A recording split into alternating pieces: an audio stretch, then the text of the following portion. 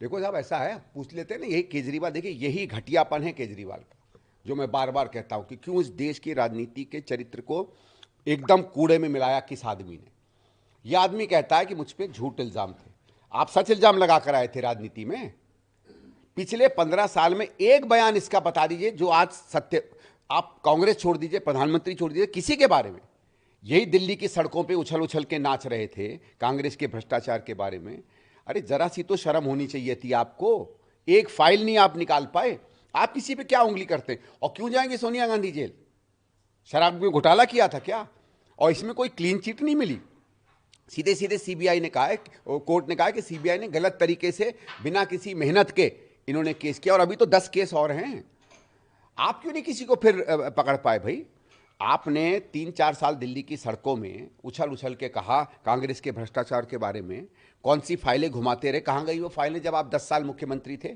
बता दीजिए ना, एक कागज निकाल दीजिए हमारे लिए। सफेद झूठ जो आदमी बोलता है वो किसी पर उंगली नहीं उठा सकता, ठीक है? और इतना याद रख लें केजरीवाल जी, सबको पता है आपके सांठगांठ में चल रहे हैं। जैसे मैंने कल भी सवेरे कहा था कि, और मुझे यही आशंका थी कि यही रिजल्ट आएगा, क्योंकि हमको पता चल गया था लोगों से कि आपस में इनके संबंध बन गए हैं। गुजरात से सीधे सीधे खबरें आ रही हैं कि वहाँ ये केवल और केवल बीजेपी को जिताने के लिए काम कर रहे हैं। गोवा से यही खबरें आ रही हैं, उत्तराखंड से ये खबरें आ रही हैं। पूरे देश को पता, बल्कि मेरे इस बयान के बाद इतने गुजरात के लोगों ने मुझे फ़ोन करके कहा कि आप और बयान दीजिए, गुजरात के लिए बहुत ज़रूरी है, ये आदमी क्या कर रहा है। पूरा देश जानता है कि आप बीजेपी की बी टीम हो। जैसे हमने कहा, जब तक बीजेपी को इनकी ज़रूरत थी इन्होंने कुछ नहीं किया दिल्ली में। फिर उनको लालच आया कि अब दिल्ली का भी राजपाट हमें करना चाहिए, तो उन्होंने इनके ऊपर करप्शन के केस खोल दिए। अब दिल्ली में उनका राज हो गया है। और कोई अरविंद केजरीवाल के कहने से तो बाई इलेक्शन होंगे नहीं। बाई इलेक्शन तो होंगे 4 साल, इलेक्शन होंगे 4 साल बाद, तब देखेंगे। 4 साल इनको दिल्ली में ज़रूरत नहीं है उनको बदनाम करने की।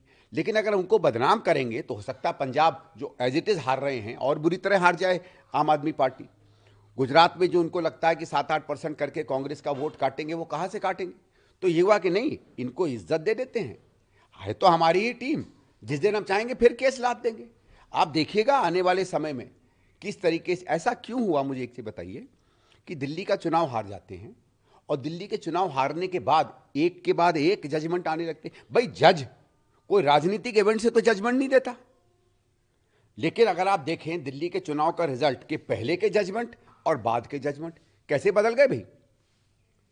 ये इतना बड़ा कोइंसिडेंस हो गया कि पहले एक के बाद एक इनके खिलाफ गलतियां मिलती चली गई, और चुनाव हन के हारने के बाद एक के बाद एक में ये बरी होते चले गए। और मैं इसमें अभी भी कहता हूं, जो मैंने कल बात कही थी, बात ये नहीं है कि जज सही हैं कि गलत हैं। भारतीय जनता पार्टी के पास एक बहुत बड़ा कानून का हथियार है, उनके लॉयर, जिसको पब्लिक प्रोसिक्यूटर कहते हैं। उन्हें ऊपर से आदेश आ जाता है कि अब आप इस तरीके की दलील दो कि इंसान जेल में रहे, या इस तरीके की दलील दो कि वो जेल के बाहर हो जाए। लेकिन मैं राजनीति छोड़ अरे साहब, ये तो देखो, छोड़ दो ना। कितनी बार राजनीति छोड़ देंगे, कितनी बार राजनीति में चले आएंगे। जिसने बच्चों की कस्में खा ली कि मैं राजनीति में जाऊंगा, भैया कुछ तो शर्म करो ना यार।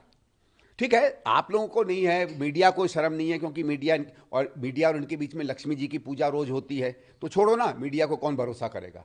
आजकल लक्ष्मी जी प्रधान हैं, सबके ही प्रधान हैं, लेकिन इनके रिश्तों में ज़्यादा प्रधान है, तो छोड़ो वो बातों को।